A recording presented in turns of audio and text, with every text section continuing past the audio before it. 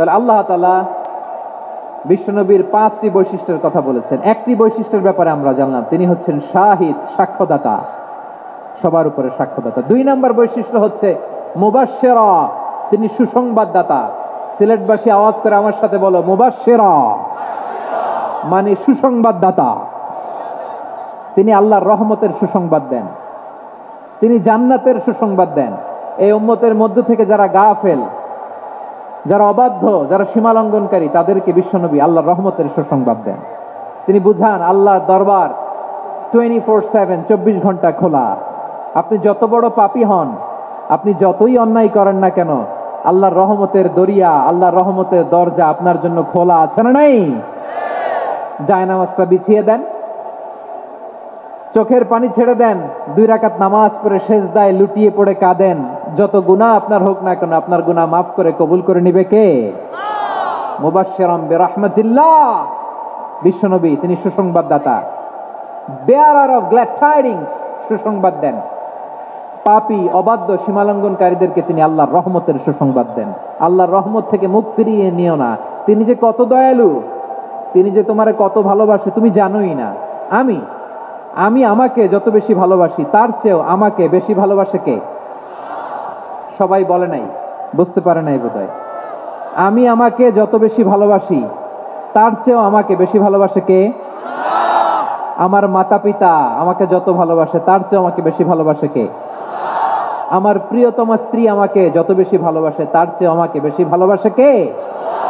মুবাশশিরাম বিরাহমাতিল্লাহ, তিনি আল্লাহর রহমতের সুসংবাদ দেন। আল্লাহর রহমতের শেষ নাই, আল্লাহর ভালোবাসার শেষ নাই।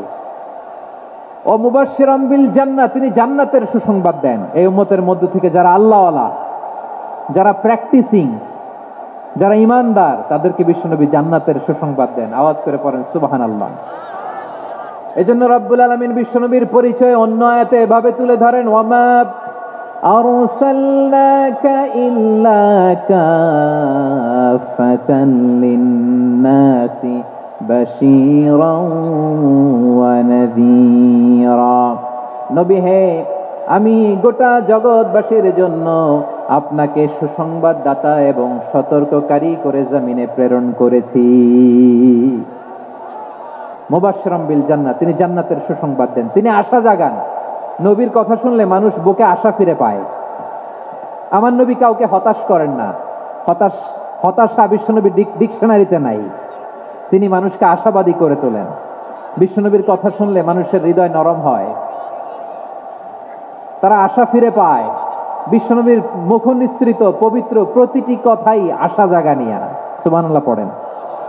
আপনি প্রিয় নবীর মুখ নিঃসৃত বাণীগুলো পড়েন, কথামালাগুলো শোনেন, দেখবেন আশা পাবেন, বুকে আশা পাবেন, ভালোবাসা পাবেন। কারণ তিনি এমন সত্তা, এমন পার্সোনালিটি, তার কথা শুনলে হৃদয় নরম হয়ে যায়। মনে হয় হৃদয় খুলে তারে দিয়ে দেই, সব কথা যেন তারে বলা যায়। আওয়াজ করে বলেন ঠিক কিনা? সে কোন বন্ধু বলো বেশি বিশ্বস্ত,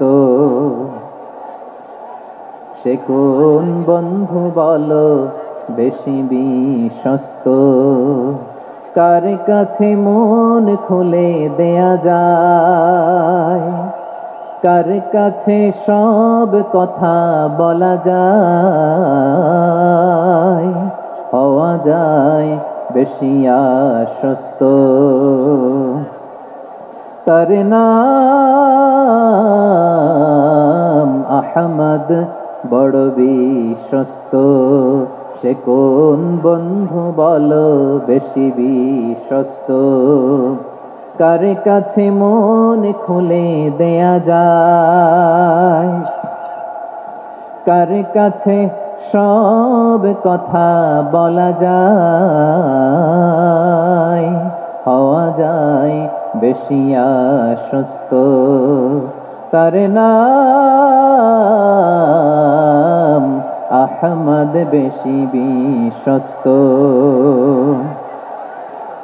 যে জন কখনো ব্যথা দিতে জানে না, যে জনকে বলি মুছে দেহি বেদনা, যে জন কখনো ব্যথা দিতে জানে না, যে জনকে বলি মুছে দেহি বেদনা, হৃদয়ের হাহাকার কবুল করে নিতে আর কারে বুক এত প্রশস্ত, তার নাম আহমদ বেশি বিশ্বস্ত। বিশ্বনবী তিনি মানুষের হৃদয়ে আশা জাগান। আমরা মানুষকে ভয় দেখাই, ঠিক কিনা? আমরা ইসলামকে এমন কঠিন ভাবে উপস্থাপন করি, মানুষ ভয় পেয়ে যায়। বিশ্বনবী মানুষকে ভয় দেখাতেন না, তিনি আশা দিতেন, ভরসা দিতেন। কানা রাসূলুল্লাহ সাল্লাল্লাহু আলাইহি ওয়াসাল্লাম ইযা বাআসা আহাদান মিন আসহাবিহি ফি আমরিহি কানা ইয়াকুল বাশশিরু ওয়ালা তুনাফিরু ইয়াসসিরু ওয়ালা তুআসসিরু। কাউকে কোনো দায়িত্ব দিয়ে পাঠালে সাহাবাদেরকে তিনি বলে দিতেন প্রত্যেককে যে বাশশিরু ওয়ালা তুনাফিরু, মানুষকে সুসংবাদ দিও, দিন থেকে ভাগিও না, সহজভাবে ইসলামকে উপস্থাপন করো, ইসলামের শিক্ষাটাকে জটিল করে উপস্থাপন করো না। সুবহানাল্লাহ, কত চমৎকার, কত সুন্দর আমাদের ধর্ম। তিনি বলেছেন সহজ করো, কঠিন করো না, সুসংবাদ দাও, মানুষকে দিন থেকে ভাগিও না। সুবহানাল্লাহ বলেন। তাহলে বিশ্বনবী মানুষকে জান্নাতের সুসংবাদ দিয়েছেন। He was the bearer of glad tidings, জান্নাতের সুসংবাদদাতা। তিনি এমন ভাবে জান্নাতের নাজ নেয়ামতের চিত্রায়িত করেছেন, উপস্থাপন করেছেন, সাহাবাদেরকে তিনি জান্নাতের পাগল বানিয়ে ছেড়েছেন। পড়েন সুবহানাল্লাহ। আমরা তো টাকার পাগল, ক্ষমতার পাগল, দাপটের পাগল। বিশ্বনবীর সাহাবারা ছিলেন আল্লাহর জান্নাতের পাগল। কিসের পাগল? আমরাও আল্লাহর জান্নাতের পাগল হতে চাই কি চাই না? সবাই বলুন, জান্নাতের পাগল হতে চাই কি চাই না? বিশ্বনবী সাহাবাদেরকে জান্নাতের পাগল বানিয়েছেন। বদরের ময়দানে এই পাশে কোরাইশ, এই পাশে মুসলমানেরা। বিশ্বনবী জালামাই ভাষণ দিলেন, বললেন কুমু ইলা জান্নাতিন আরদুহাস সামাওয়াতি ওয়াল আরদ উইদ্দাত লিল মুত্তাকিন। ও আমার সাহাবারা, ওই জান্নাতের দিকে ছোট, যে জান্নাত আকাশ জমিন বিস্তৃত। তোমরা দেখতে পাচ্ছ এটা বদরের ময়দান না, এটা আল্লাহর জান্নাত। আওয়াজ করে পড়েন আল্লাহু আকবার। বিশ্বনবী বললেন ছোট ওই জান্নাতের দিকে, যে জান্নাতের বিস্তৃতি আকাশ জমিন বিস্তৃত। বিশ্বনবীর এই কথা শোনার পরে এক আনসারী সাহাবী সাইয়েদনা উমাইর ইবনুল হুমাম রাদিয়াল্লাহু তাআলা আনহু খেজুর খাচ্ছিলেন। তিনি বিশ্বনবীর দিকে তাকিয়ে কথা শুনছেন আর খেজুর খাচ্ছেন। যখন বিশ্বনবী বললেন জান্নাতের দিকে ছোট, যে জান্নাত আকাশ জমিন বিস্তৃত, বিশ্বনবীর কথা শোনা মাত্র সাইয়েদনা উমাইর ইবনুল হুমাম বললেন বাহ বাহ। কি বললেন? বাহ বাহ, মানে চমৎকার, মাশাআল্লাহ, চমৎকার। আমরা ইদানিং কালে চমৎকার কিছু দেখলে ইংরেজিতে বলে ফেলি না ওয়াও ওয়াও, বাহ বাহ, মাশাআল্লাহ। বিশ্বনবী বললেন মা ইয়াহমিলুকা আলা কাউলিকা বাহ বাহ ইয়া উমাইর। ও উমাইর, আমার এই কথা শুনে তুমি কেন বললা বাহ বাহ, চমৎকার চমৎকার কেন বললা? সাইয়েদনা উমাইর ইবনে হুমাম রাদিয়াল্লাহু তাআলা আনহু বললেন ইয়া রাসূলুল্লাহ, আপনার এই কথা শুনে আমি বড্ড খুশি হয়েছি, আর আমি প্রত্যাশা করছি আমি যদি ওই জান্নাতের মালিক হতে পারি তাহলে কতই না ভালো হতো। সুবহানাল্লাহ বলেন। বিশ্বনবী বললেন ছোট ওই জান্নাতের দিকে, যে জান্নাত আকাশ জমিন বিস্তৃত। আপনার এই চমৎকার মুখনিসৃত কথা শুনে আমার হৃদয়ের মধ্যে জান্নাতি হওয়ার বাসনা জেগে উঠলো, এজন্য বলেছি বাহ বাহ, আমি যদি ওই জান্নাতে যেতে পারতাম কতই না ভালো হতো। উমাইরের কথা শুনে বিশ্বনবী বললেন ঠিক আছে উমাইর, জান্নাতে ঢোকার জন্যই, জান্নাতের অধিবাসী হওয়ার জন্য যেহেতু তোমার এত আকাঙ্ক্ষা, আমি বলে দিলাম আনতা মিন আহলিহা, তুমি আল্লাহর ওই জান্নাতের অধিবাসী হবা। যাও উমাইর, তুমি ওই জান্নাতের অধিবাসী, ওই জান্নাতে তুমি ঢুকবা, তুমি জান্নাতি। তার মানে সহজ কথায় তুমি জান্নাতি। সুবহানাল্লাহ বলেন। যখনই বিশ্বনবী বললেন জান্নাতি, সাইয়েদনা উমাইর রাদিয়াল্লাহু তাআলা আনহু খেজুর খাচ্ছিলেন আর মনে মনে ভাবে বিশ্বনবী যখন ওয়ারেন্টি দিয়েছে, বিশ্বনবী যখন গ্যারান্টি দিয়েছে আমি জান্নাতে যাব, তাহলে হাতে তো এখনো 3টা খেজুর বাকি। এই 3টা খেজুর যদি খাই তাহলে জান্নাতে ঢুকতে দেরি হয়ে যাবে। সুবহানাল্লাহ পড়েন। হাতে কয়টা খেজুর? 3টা খেজুর। বিশ্বনবী বললেন উমাইর আনতা মিন আহলিহা, তুমি ওই জান্নাতের অধিবাসী, তুমি জান্নাতি। উমাইর চিন্তা করলেন আমি জান্নাতি, নবীর মুখ দিয়ে যখন বেরোইছে ওই জান্নাতে তো আমার ঢুকতেই হবে, কিন্তু হাতে 3টা খেজুর খেয়ে যদি জিহাদের ময়দানে যাই, তাহলে জান্নাতে যেতে তো দেরি হয়ে যাবে, এই চিন্তা আসা মাত্রই খেজুর 3টাকে তিনি ছুঁড়ে মারলেন, তলোয়ার বের করে আল্লাহু আকবার বলে বদরের ময়দানে ঝাঁপিয়ে পড়লেন।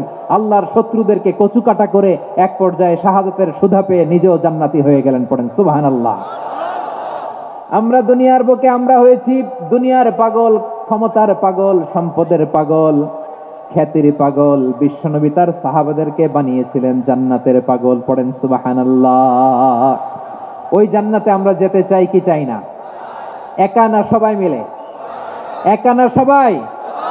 জান্নাতে একা আমি যাব না তো ভাই, তোমাকেও জান্নাতে দলে নিতে চাই। সবাই বলেন, জান্নাতে একা আমি যাব না তো ভাই, তোমাকেও জান্নাতে দলে নিতে চাই। পড়েন আমিন।